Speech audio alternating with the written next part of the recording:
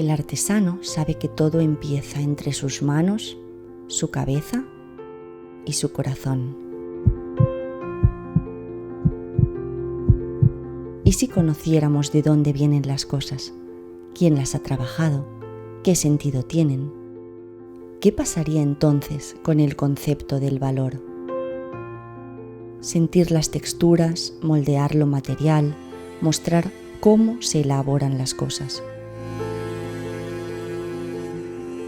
Respetar al creador a través de su trabajo. Manos que escuchan, ojos que sienten, mentes que palpan. Darle sentido al tiempo y tiempo a lo único. Ese es el secreto del artesano.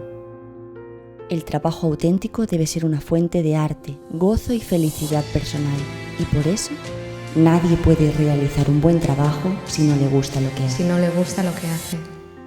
Parar el ritmo de las máquinas y ver el oficio como una forma de enriquecer la vida, de potenciar lo creativo, de dar sentido al valor, de volver al origen de las cosas.